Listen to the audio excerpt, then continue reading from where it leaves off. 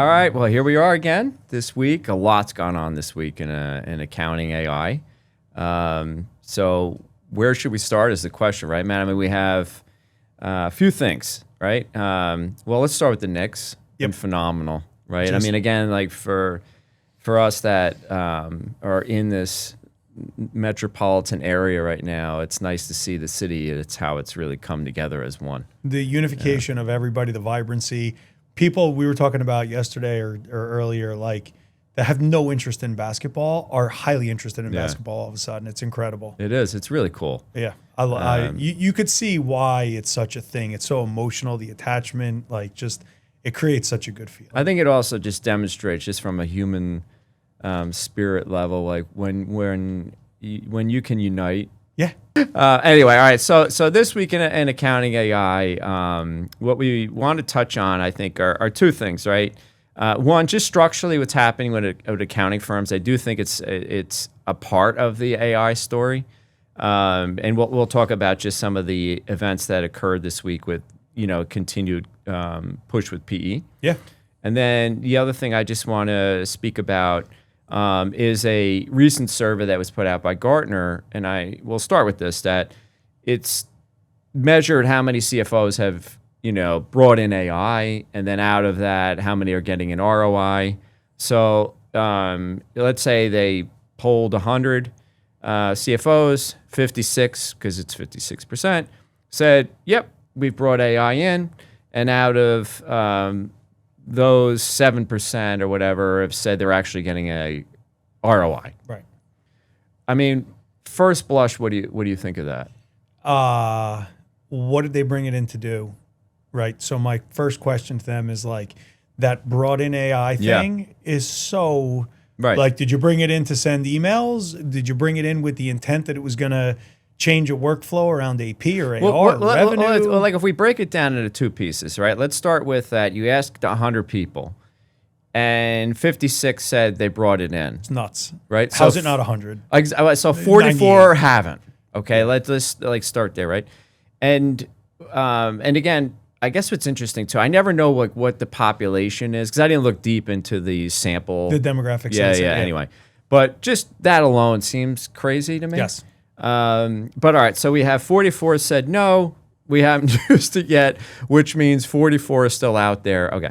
And then now we're focusing on, like what you said, is of the 56 that have brought it in, all right? And many of those are not getting the ROI. I think, like you're asking a fair question, is like, how did they measure ROI? Yeah. What was their intent when they went into it, right? So all of the things that you would want to do when you entered into any kind of project where you were looking for an ROI. Yeah. So there's a hope for ROI, right? Like, if we do this, I hope something good comes of it. Right. Or we are intending to X, accelerate reporting, reduce DSO, do like something. I like that you could measure. Because the question would be like, the 7% that are getting an ROI, is it like 2%, 40%? Like of what? And the reason I brought these two topics up and put them together is there's a bigger theme that I'm going to connect here.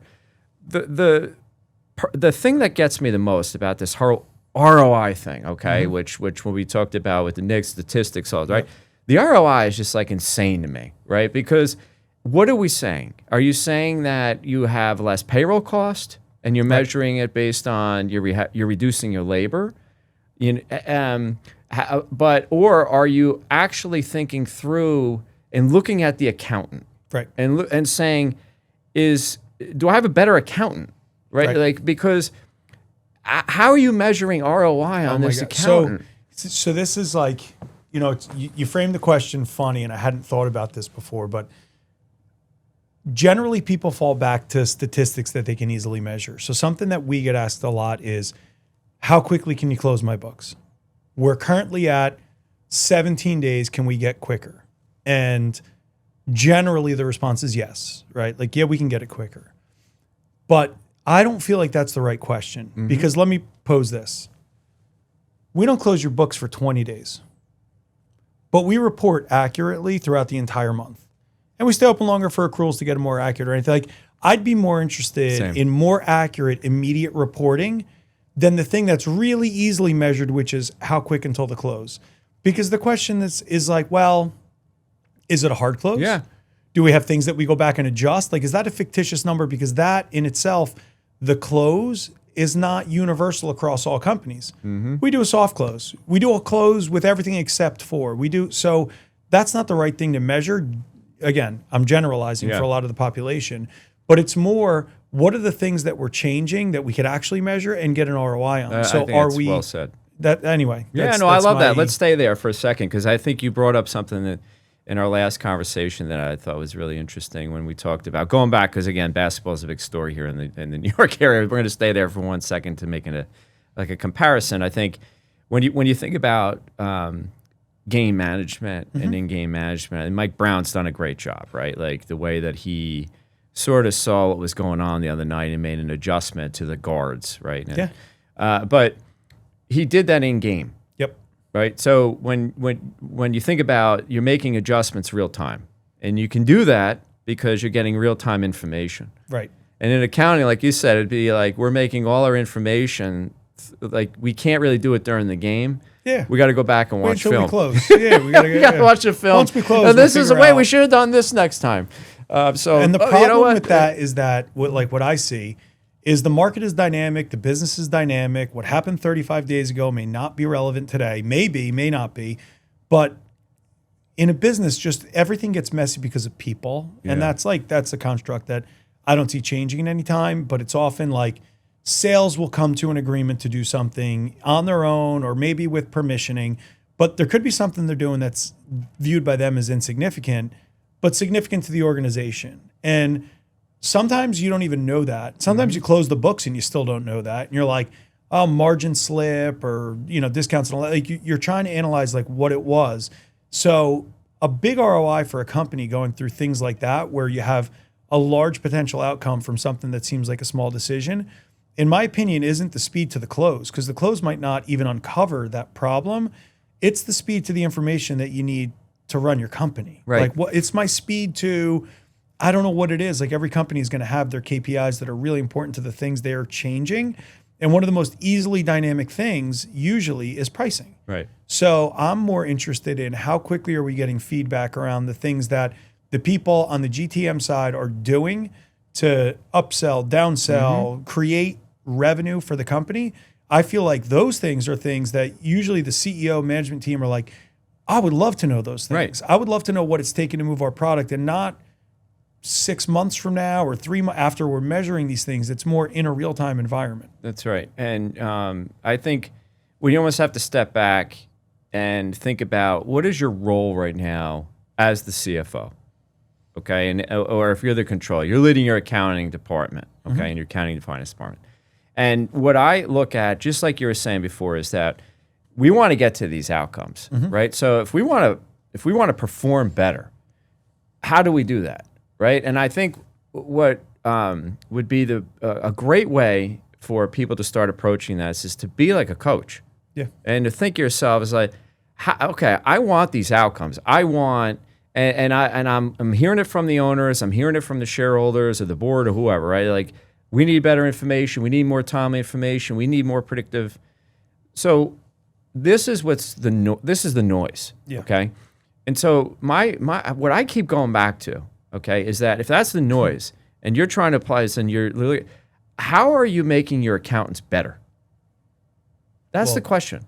How are you making who works for you and with you better? Yeah, it's a challenge. But it's an ongoing issue in accounting. Yeah. Okay. And I think that when we even the analysis of the ROI on the AI, the analysis should be, are you doing your job better? Right. Is the information that we're getting more accurate? Right. That should be the analysis, right? Right. The ROI is, are we getting better at the things we're trying to get better at? Right. Because you could fictitiously get better at things that no one cares about. That's right. You know what you do really well all of a sudden? Prepaids. Closed lockdown. Right. Like, not irrelevant, but largely irrelevant to a company and largely outside of your control, like in terms of whether you're going to be prepaying the insurance or not, right? But the things that move the needle in real time, in market, subject to the market forces of your competitors and other people, are the things that, should you be able to adjust those things in real time, you couldn't argue that you're not better off Yeah. by being able to do that. I think that I also question this, right? So what are most of the conversations that you've been a part of in terms of when AI comes up and people start talking about AI? Where is it slant? It's imperfect. Yeah. Like people are, Yep. I think, measuring it against perfect. And they're like, okay, there's this and then there's that. And it seems like there's some that are like, abandoned, Yeah. which is a little bit frustrating because it still is probabilistic and like that may never change, right? But you have to understand again what you're trying to solve with it. And if people are bringing it in and thinking like it's this, it's going to do everything. There's just no, that's not reality. Right. So the conversations sway between, in just my experience, the people that are like, Oh, yeah. sort of push it away, and others that are really embracing it and trying to figure out how to make their day-to-day better. Right. And I think what I believe to be true here, unfortunately, there are a lot of people who don't want it to be successful.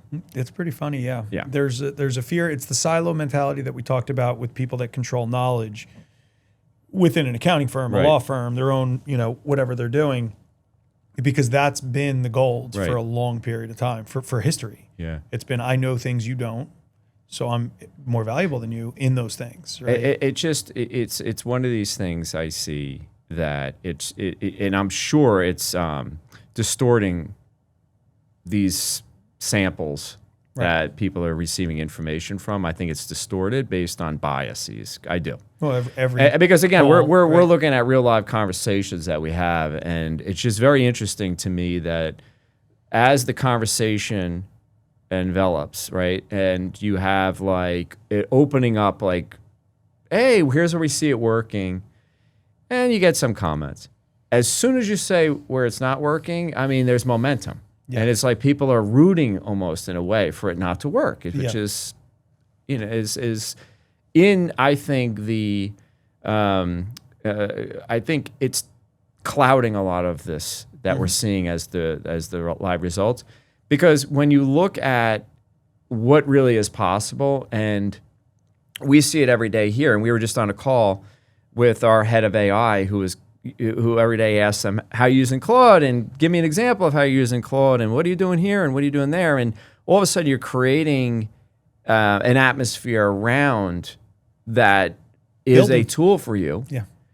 He's getting great responses. Yeah. So I'm sure if we asked our people, again, depending on how you're asking the question, because are we measuring the rate of return? Because like, oh yeah, we trained them up and we got rid of them. Right. Yeah. Like, okay, like, yeah, we Right. used AI and we got rid of someone. That's an ROI. Yeah, Not what we want, but but no, I think that's part of it. So let's just stay there with the accountant, right? Yep. And if we were measuring, just is your accountant getting better? So PE, yep. right? So we saw this week, which is kind of a shame in a way, right? Is that we have a 103-year-old Yeah. firm, Anchin, which has been, again, like when we think of New York, bedrock in New York City, right? Yeah. And they got acquired by Baker Tilly, Right. who is a PE-funded company. And then you had just released today, KKR is a massive infusion, I guess you would call it, into Crowe. Yep. And you're like, what's your immediate take? So it's my first always is like another one gone, Yeah. which is like true response is like I feel like it's disheartening Yeah. a little bit. Like I don't know, there's a thing to competition of like we're in this together, but in competition with one another. Yeah. And part of it is like unsettling that they're moving. Yeah, like that's just a feeling. That's what I have. It's just, that's the truth That's of how the way I feel. I feel. I feel it's somewhat depressing. Yes. It's the end, in a way, of that's you it's nailed it there. Like I feel the like artistry, Yeah. the craft. Yeah. Yeah. And so I think it's interesting if I asked you this question, that there's a story that's being told as to what PE is doing, right? And then there's maybe what we believe. Yeah. And I think there's some truth to it. But like, what do you think the story is that's being told about PE? To which audience? I would say you're going to put a press release out. So we don't know exactly who's going to read it, but we're going to put it into the Wall Street Journal. If it's like to the Journal and why.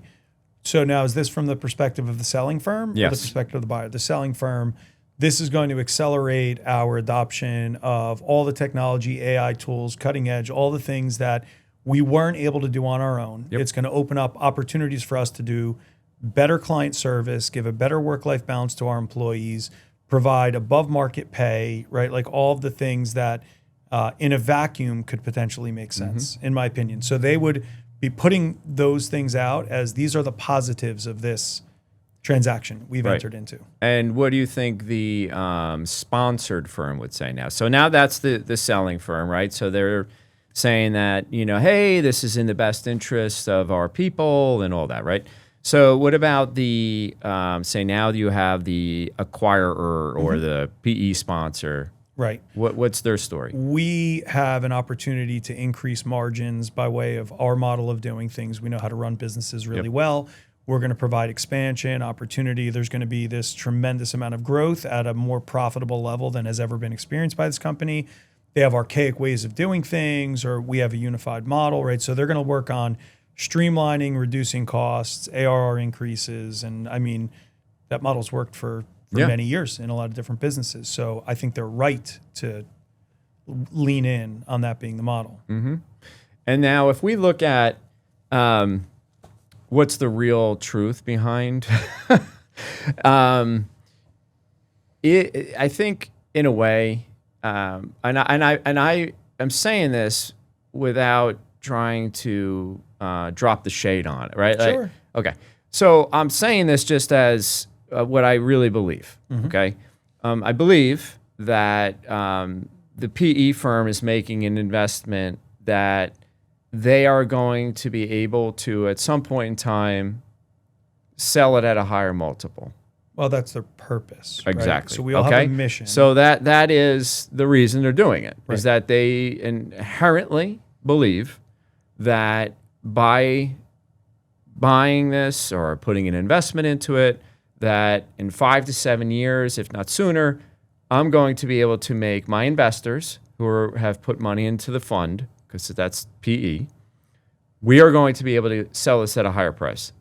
And to do that, you're going to have better results or believe that the market conditions will improve, which will allow for margin expansion. Right. So there's a financial model thesis at play. Okay. And for you and I say, wonderful. Like that makes sense. We believe that there are opportunities to make every organization, especially in our world, right? Like if PE came in here, I'm sure because we run we run things not so much by the pure numbers. We do run a lot by what we believe is in the best of So they can find 20%, I'm sure, 30%, whatever the number is, right? So yeah, they could that's possible. Okay. Now, what's really happening, it's a wealth transfer. Yeah. Okay? Now, when you think about the wealth transfer, and nobody talks about this, the wealth transfer is the retiring partners of the partners that are near retirement get the majority of the cash. Yes. Okay. Now, where did that cash go?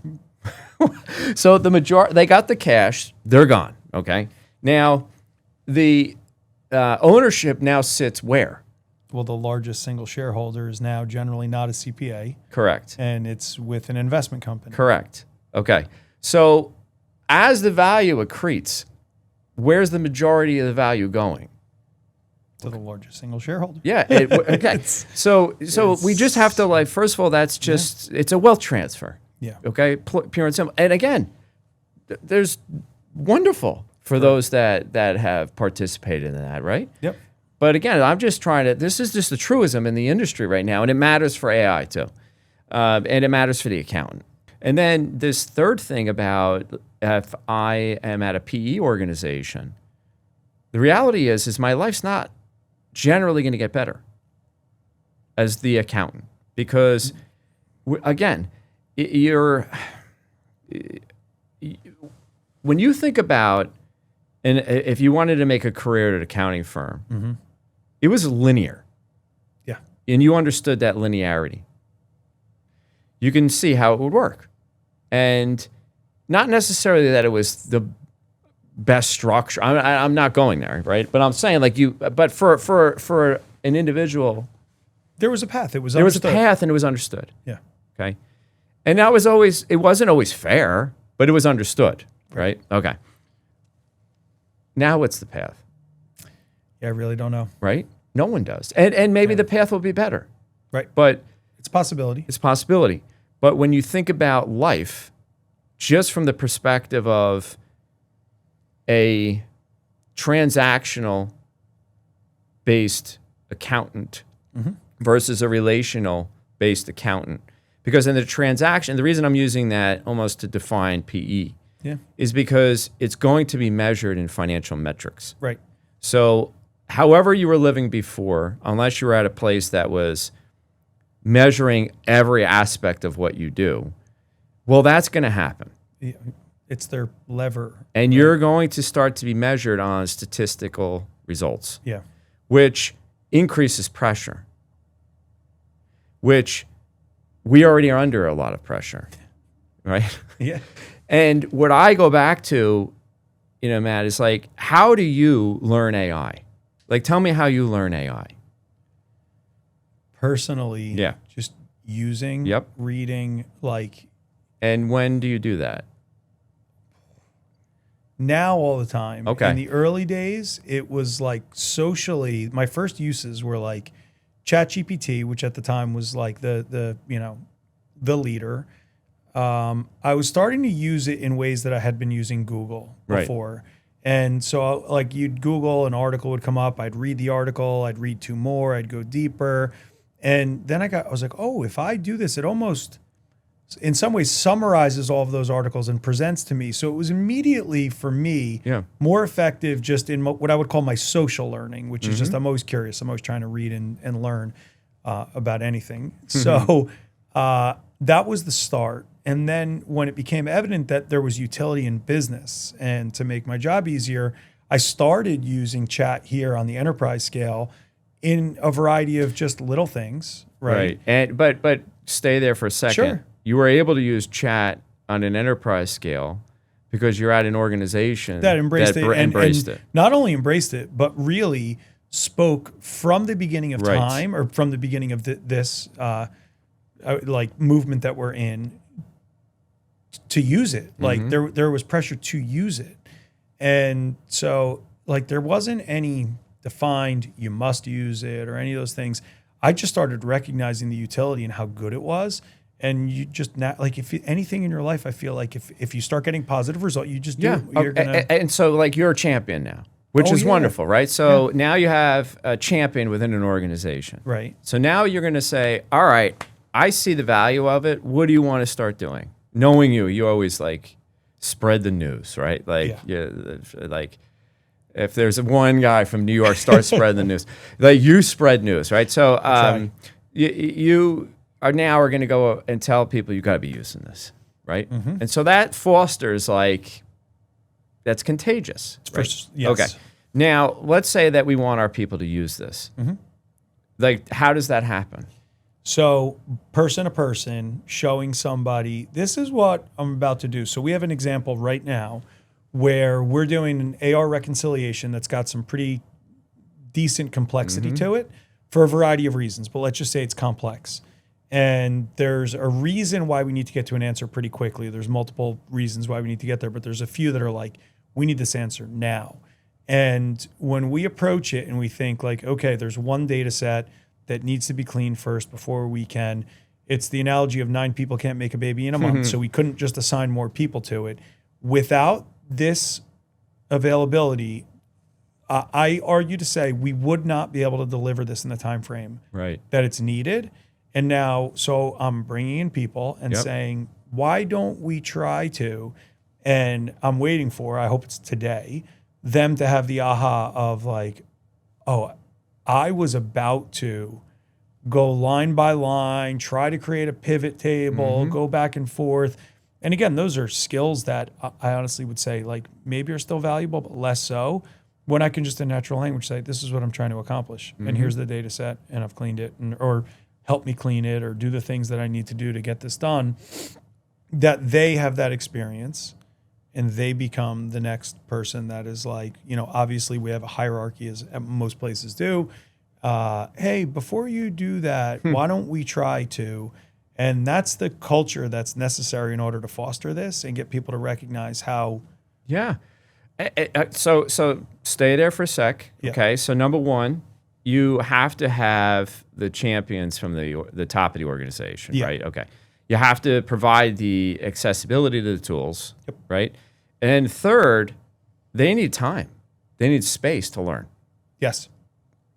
So That's a real problem that you say. It is. Because like, all right, if we stay on this project, there's a time pressure. And again, we can't assign 9 people to it. It's not a possibility with this, right? The way that it's going to work.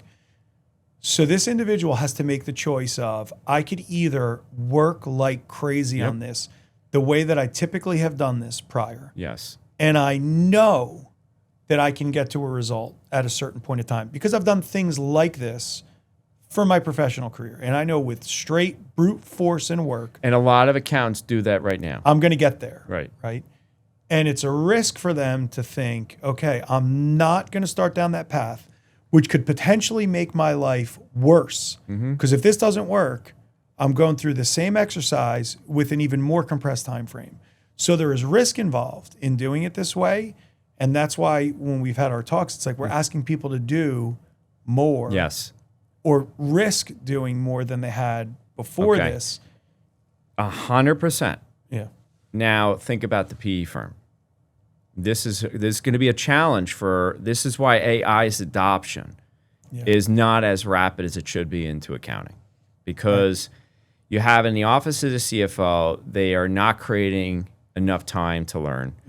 And they're not given the access for most of them to even like bring it in. Right. Okay. We already saw 44 out of 100 have decided not to. And then when you look at the PE firm, and they're going to bring in the AI in. There's no question about that. And they're going to do the AI, the offshore, and they're going to do everything they can to create a reduction in the labor cost. Okay. The challenge is to learn all of these new systems, your actual labor cost has to go up. Ours has been for 2 years. Exactly. Right? and it's going to go up. Yeah. And either that's going to be you're asking your people to do more. So if they're just working more hours because they have to do their job that they've always done, just like you said. And there's going to be a lot of times they are using brute force still because that is the way to go. Yeah. And that backs them up on everything else. And then they still have to learn AI. And it's like this is what's called, this is the soul crushing cycle that Causes we've been angst. in. And they're going to be under the radar and the microscope of why did you only have 50 chargeable hours last week? I was going to go there. You when usually have started this. 60. Yeah. So think about the competing forces in the winner and the loser in this. If I charge you by the hour, and that's my only model, and it's input based, how many hours did John Smith spend on this schedule to get your AR right? And it's very tangibly measured. Yeah, and what's the He spent incentive to get it lower? Right. He spent 73 hours to put this together. We charge X per hour. Now, the world of AI coming in and we can get it done in 6. I don't know, making up something. It's like a perverse incentive Correct. that makes it really difficult to warrant the adoption without a real change in the pricing models. So there's multiple things at play here that I believe are also causing a lack of adoption. Yeah. And it's the way that pricing has worked at professional service forever. Right. We've talked about value-based pricing and billing for a million years, and it's really difficult to get there. It is. And it's going to get harder now. Yeah.